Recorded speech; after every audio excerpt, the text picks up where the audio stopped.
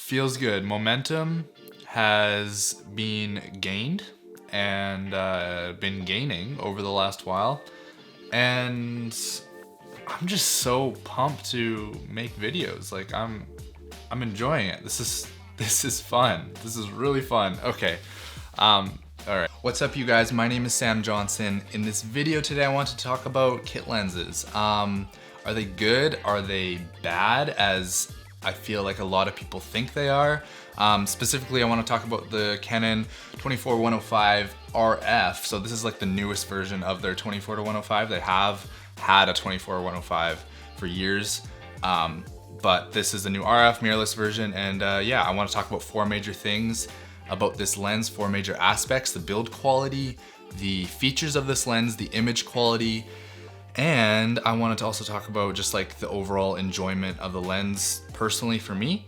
So yeah, let's roll right into this and start right off with build quality. So if I was to grab this lens off the table, the first thing, like, it feels like heavy but not insane in your hands. It just feels like a solid lens, a solid piece of glass. It feels like the zoom ring and the focus rings are nice and stiff. There's like zero lens creep whatsoever. The one thing that I have noticed is like a little bit of play back and forth just when it's like extended all the way to 105. But I mean, you get that with just about any zoom lens that actually has the external zoom and it's not just internally zooming. So that's pretty much normal, and you're gonna get that with almost anything in this world that has moving parts. You're gonna get a little bit of play, a little bit of movement, but that's not a big deal. That's pretty normal. But yeah, it's like there's no lens creep. It's totally solid, feels really smooth. I think it's a little bit rounder than the old EF version, but pretty much like a very similar size. Feels really good in the hand, feels really good on the camera. Pop a lens hood on, and this lens hood also feels really nice. It feels high quality. For a kit lens, this thing feels like really high quality. And I mean, I would hope it would be for over $1,000 that you're paying for this thing. So yeah, build quality, I would say build quality is amazing, and it feels like any other expensive lens that you would put your money into. So yeah, next thing I want to move on to and talk about is the features of this lens. So I would start off with saying that, like, there's the rear element there. It does have the rubber ring for keeping it weather sealed, and that's always wonderful to have in case you're out in the rain a little bit, or like, I don't know, you're by a waterfall and there's lots of spray, or you're out in the cold of winter and you get snow on it, and then you bring this camera inside and the snow melts, and then basically you have water on your lens, but it doesn't break anything because it's weather sealed. So that's awesome. Front element, I mean, this isn't really a feature, but that's what it looks like. It looks pretty great. It's beautiful. 77mm filter thread on there.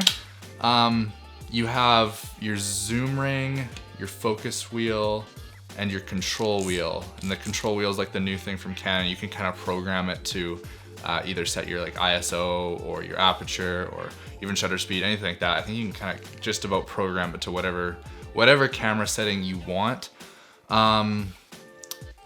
Yeah, next thing, it's got a lock on it, a lock switch, so now it stays at 24 and you can't zoom it, which is nice to have. There's no lens creep on it, like I say, so you don't really need it, but I mean, it's always nice to have just in case you are holding it. It's just like a solid 24 mil, like that.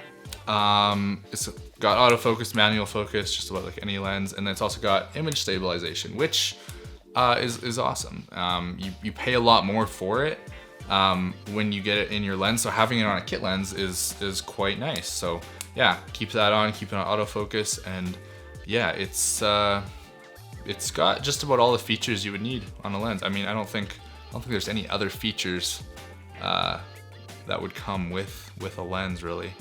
Those are kind of the main things that people are looking for. So The one thing it does not have is like the little, like on the old EF version, it has like the little glass, plastic, whatever window thing you could see through. You could see where you were focusing, like what your distance, your focus distance was. You could like see if you're focused to infinity or not, or whatever else. So that's the one thing it is lacking. I haven't had an issue with that at all yet. That's not a problem for me. Another thing, this is an f4 lens. That is something that people tend to talk negatively about. Everyone's all hyped up about the f2.8, f1.4 life, with good reason. Those are great apertures, but I feel like the f4 just gets slammed and it's like talked about as absolutely unusable as a lens. But I mean, for me, that's not the case. I think we should give it a bit of credit. An f4 lens is a completely usable lens, especially throughout that whole range, 24 to 105.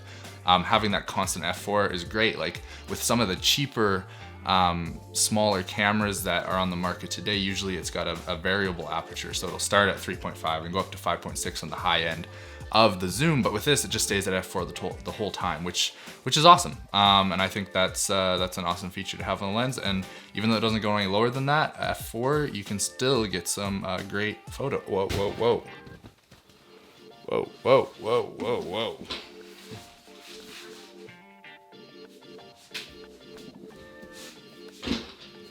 Had my light sandbagged down and everything, and it just started falling on me. That was weird. But yeah, that leads me into my next point, image quality. Even with f4, as far as depth of field goes, I'll throw up examples on the screen as we go here, but f4 is like, if you have enough light, yeah, obviously for low light situations, f4 is kind of crummy. Thankfully, when you have a full frame camera, you can up that ISO quite a bit and you can deal with it. But having the lower ISO, especially in low light, yeah, is good. f4, not the best for low light. But as far as like depth of field and stuff like that goes, you can still get like bokeh in your background. You can kind of get a decent shallow depth of field. Even at 24 mil, like you can see the difference. It's not like completely 100% buttery, like sliver of focus and then just smooth off the front foreground and smooth off to the background. There is like a little section that is in focus, and it's obviously gonna be more than the depth of field that you'd get on a 1.4 lens or 2.8 lens, but it's still usable, and it's still like to the untrained eye who's like viewing photos, they're not really gonna look at that and be like, oh wow, yeah, that was shot on f4 lens. Dang, that bokeh, man. I can see that whole background. It's all in focus. Like f4, man, it's absolutely garbage. Nobody's gonna do that. Like f4, you can still get that. You can still get that shallow depth of field, and it still works. And like I say, for an L lens, just over $1,000. I mean, it's expensive, but this is what you're getting, and it's not bad. It's not bad at all. It's solid. Last thing, I just move on to my overall like feelings about the lens. This is a lens that I had the EF version when I was first getting into photography on like a crop sensor body, because I was like, I need to get an L lens, invest in like L glass or higher end glass, because obviously your lenses are gonna outlive your camera.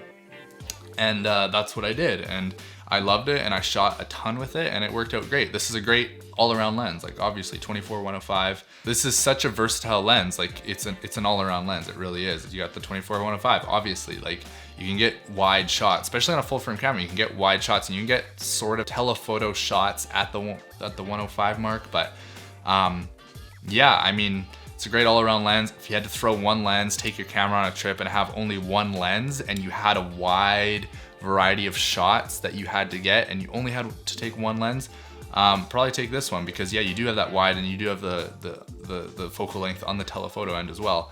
And yeah, it would work great for that.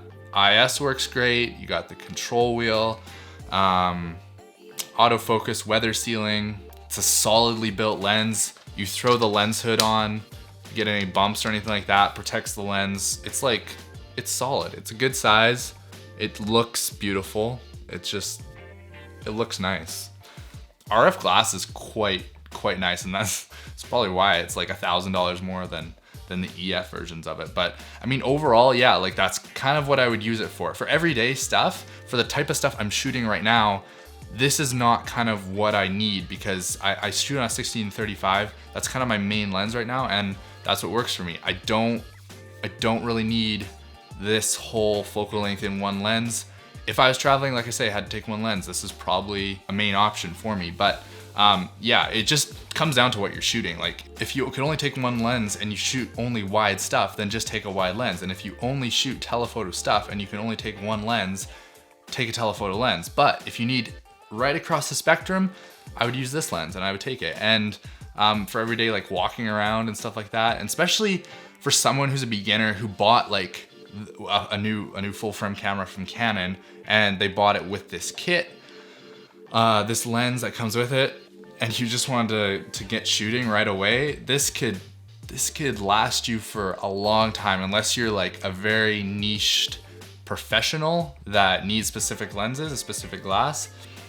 This is all you need, and this would do the job, and this would do the trick, and it's sharp, and sharp as you would need. And yeah, there are sharper lenses out there, but for what it is, it's come a long way since the version 1 EF. But yeah, totally different piece of glass, and I quite love it. So hopefully that wasn't too much of a ramble there at the end. Hopefully you kind of understood what I was saying, but I don't know, those are my thoughts. I like the lens a lot.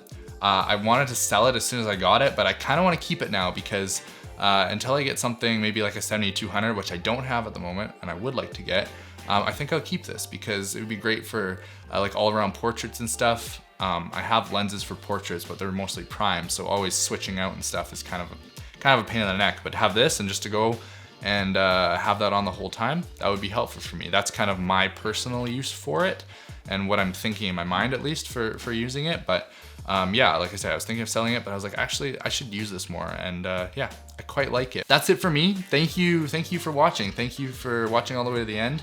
And hopefully this was helpful. Hopefully this was informative. And I hope you got a good idea of what this lens brings to the table for you. And maybe you found out this is gonna be the absolute worst lens for you. Maybe you knew all that stuff too.